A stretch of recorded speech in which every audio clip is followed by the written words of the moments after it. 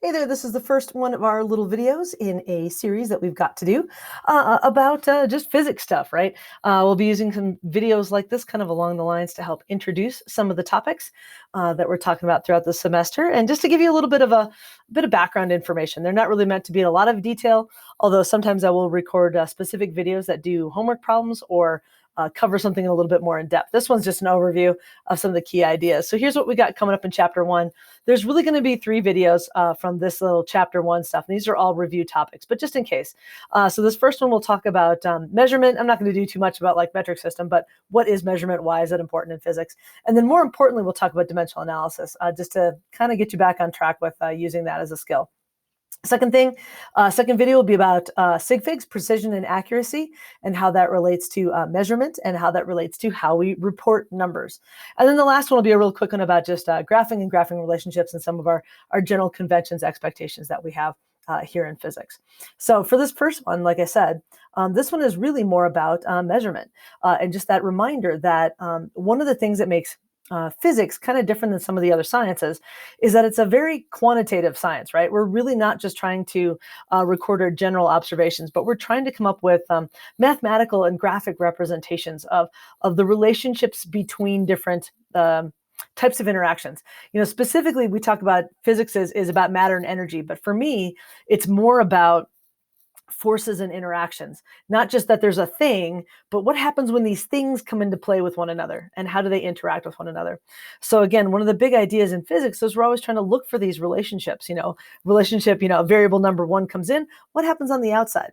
And again, this is a quantitative science. So we're going to deal with a lot of numbers, a lot of, not a ton of like in-depth math, but a lot of math. We're going to use a lot of equations and try to get you more skilled at recognizing mathematical relationships, either through using equations and story problems or through using graphs. And we do a lot of graphical analysis in this particular course, I guess. So for this one, it's really important to keep in mind that because we are talking about physics, and I know a lot of the story problems seem kind of made up, it's important to realize that we're trying to describe the real world.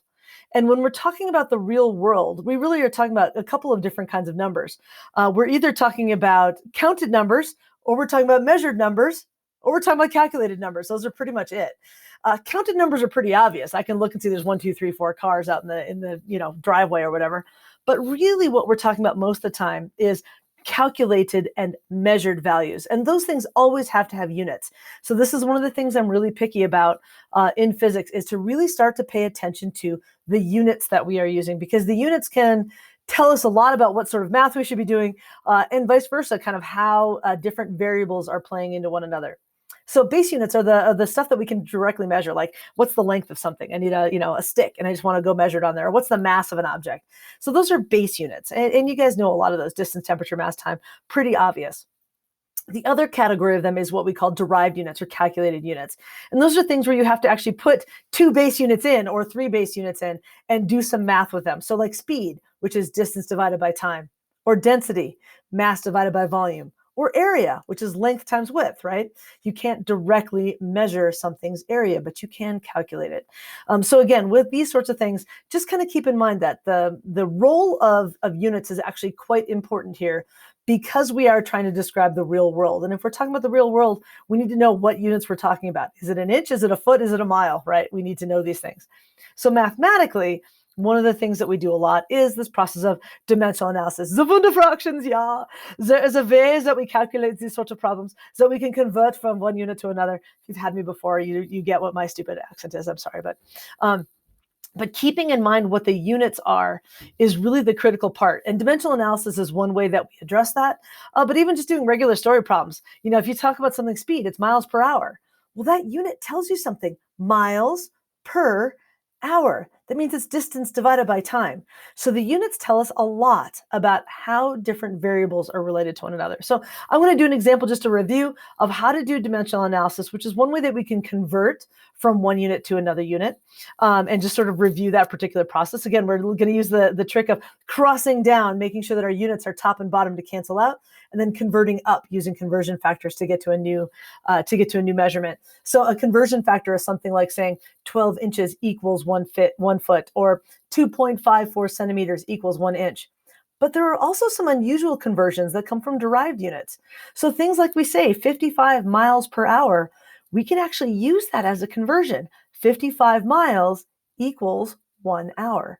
So we can do a lot of different things with dimensional analysis and conversions as long as we're paying attention to the units. Last thing I want to say about dimensional analysis, and a reason why to not shortcut it, is it really does help you evaluate. Do my answers make sense? Did I multiply when I should have divided, or vice versa? And as we get into more complicated units, that skill becomes more important. So here's an example of a dimensional analysis sort of problem. We're talking about cheetahs and sailfish, right? Which one's faster? So if a cheetah can run at speeds up to 64 miles an hour, sailfish can run at, or swim at speeds up to 35 meters per second. Which one's faster? So we need to do something to be able to check these two things side by side, right? And again, looking at the units tells us that we cannot compare these directly, right? We have miles per hour on one hand and meters per second on another hand. So we can't just say, well, the cheetah is faster because it's 64 versus 35. We have to convert one to the other. So I'm going to convert the cheetah speed into meters per second, and then we can do a little bit of a more direct conversion between those two. So let me move this out of the way here, and let me get my pen so I can actually write this, and that will certainly help. I got to get that over here. There we go. That's the one I want. So in terms of doing this, 64 miles per hour, I want to end up converting this to meters per second. That's where my goal is. That's where I want to try to get. So there's a couple of conversions I need to know for this. The one that you don't know, probably off the top of your head, is that 1.6 kilometers equals 1 mile. I happen to know that one. You guys are, Google generation. You can look stuff up. You don't have to memorize those sorts of conversions because you can always look them up to find them. So I'll show you how to use that particular conversion. So here's how I'm going to start this one out. 64 miles per hour. I'm assuming that you have some experience with doing dimensional analysis. If you don't, then this is going to go a little bit faster than maybe you want. So maybe that would be a good time to check in with what we're going to do here. So this, I'm going to draw my big line here. It's called the wonder fraction for a reason, because it's like a giant fraction. We got numerator and denominator, right? Top and bottom. And numerator and denominator here is important because we're going to have a set of units on the top and a set of units on the bottom. And they have to cancel each other out so that when we're done at the end, that the only units that we have left are the units that we want in our answer. So with this one, I'm going to do 64 miles per hour. Now this line right here is sometimes called the per line. It's kind of dumb to say that, but when we say per, it's actually 64 miles per 1 hour. So I can actually set it up like that. Now I'm going to put a little line after this just to mentally separate my steps. Not required to have the little line in there. The horizontal line you do need to have, but the little vertical line is just to say, all right, that's the end of one step, 64 miles per 1 hour. And I need to convert this to meters per second. That means at the end over here, I'm going to have a unit up here of meters and a unit on the bottom of seconds. That's how I know I'm on the right path. Again, that's what the dimensional analysis part says. So in terms of doing our conversions, cross down and convert up, or cross to the opposite side, I guess is what we want to do. So I'm going to take a look at, I'm going to deal with the distances first, and then I'm going to come back and deal with the times here as a second kind of half of our problem. So the way this will work, miles, I'm going to cross this down. I'm going to put the unit of miles down here, and I'm going to create a conversion factor. So this top and bottom here has to be equal to one another. Whatever I put on the bottom has to be equal to whatever's on the top. But it's a conversion. I need to convert from miles, cross down, and then convert up. Well, I can convert to kilometers because I have that conversion factor that I can use. So again, sometimes you might need to know some of these conversion factors. Sometimes they'll be given to you in the problem. But I know that 1.6 kilometer equals 1 mile. Again, top and bottom always have to be equal to one another. Just like 64 miles equals 1 hour, because that's its speed. Now I can say 1.6 kilometers equals 1 mile. And now what I know is, again, units are canceling out. So if I take a look, my miles are canceled out, top and bottom. And if I did my calculation right now, my final unit would be kilometers per hour. Kilometers on the top, above the per line, and then per is hour on the bottom. I'm not quite there yet because I need to get to meters per second. So I'm going to keep going. So let's keep following this. Cross down, kilometers. I need to get rid of kilometers, so they're going to go on the bottom.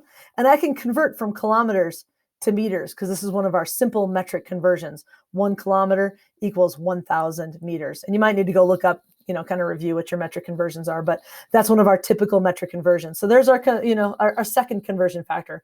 1,000 meters equals 1 kilometer. Again, top and bottom of every step have to be equal to one another. Now I'm going to take a look at my units again. This is the dimensional analysis part. Kilometers are now canceled out. And if I did my calculations right now, I've got meters on the top per hours on the bottom. So I'm close, right? I needed to get meters per second. That's where I'm trying to get. I've got meters on the top, so that part's done. But I need to get to seconds on the bottom, and I'm still in hours on the bottom, so I need to do that other part. So I'm going to switch colors just so you can see how I've kind of adjusted what technique I'm using. So now I'm going to do hours. I've got my meters part taken care of. I'm in the correct unit up top. That's good, right? Because that's what I want, right? Hooray. But let's figure out how to deal with these hours. So now in the top half, I crossed down, right, to get them to cancel out. Now if I have hours on the bottom, that means I have to kind of cross up. So if I've got hours on the bottom, that means I need hours up here. Well, what can I convert hours to? Can I convert hours to seconds? I need seconds on the bottom. Yeah, maybe, maybe not. I don't know that one off the top of my head. So I'm going to do hours and minutes because I do know a relationship between hours and minutes, right? 1 hour equals 60 minutes. Ta-da. So now that's a conversion factor. 1 hour equals 60 minutes. Fantastic. Check our units, right? Dimensional analysis. Hours cancels out with hours. So now I'm in minutes on the bottom. I'm in meters per minute. So I got to do one more step. So again, let's do this. Flip it over to the other side. Meters up here, or minutes up here, sorry. And I can convert now minutes to seconds because I know that 1 minute equals 60 seconds, right? And if I check my units again one more time, minutes cancels out to minutes. And my last unit now that I have at the bottom is seconds. And now you can see that the units I want, meters per second, are the units that I have left. All of the other units have canceled out. So meters on the top, seconds on the bottom. So that means now I can hit equals. So what do I do to do the math on this one? Okay, math on these, multiply across the top and then divide by each number that's on the bottom. So what this ends up being is 64 times 1.6 times 1,000 divided by, and here's the hard part. You got to do parentheses down here, 60 times 60, if you're going to enter it into the calculator that way. Or you can do like I prefer to do, which is I just hit the divided by sign. So I do 64 times 1.6 times 1,000 divided by 60 divided by 60. And that'll give us the math that we want. So 64 times 1.6 times 1,000 equals divided by 60 divided by 60. It's really important to hit divided by for each thing that's on the bottom. And we get an answer that looks like this, 28.444 continuing on. And this is meters per second. Okay, we haven't talked about sig figs yet, so I won't talk too much about rounding this. But some of you, if you know what it is, it should have 2 digits. So it would be 28 meters per second would be our answer. So what does this mean? This means that our cheetah here can actually run 28 meters per second, whereas a sailfish can swim at 35 meters per second. So technically, sailfish wins, right? I know they're not in the same place, so I don't know if you want to, argue about that or not. But this is just a review of how to do dimensional analysis. Okay, again, the importance is that you've got that per line across the top there, that you're always making sure that your units cancel out top and bottom, that the units that you have at the end are the units that you want in your final answer. And that every single step that you put in here, every step like this one, or like this one, or like this one, that those are each conversion factors, that whatever you put on the top is equal to whatever you put on the bottom. Okay, there you go. So just a quick review of kind of overview of the unit. Now we talked about the importance of measurement and units in physics, as well as how we kind of take a look at measurement and units in terms of dimensional analysis as a technique that we use to cancel out or to convert from one unit to another type of unit. So I hope you liked it, and I will see you guys in the next one where we talk more about sig figs. Okay, here we go. See you guys. Bye.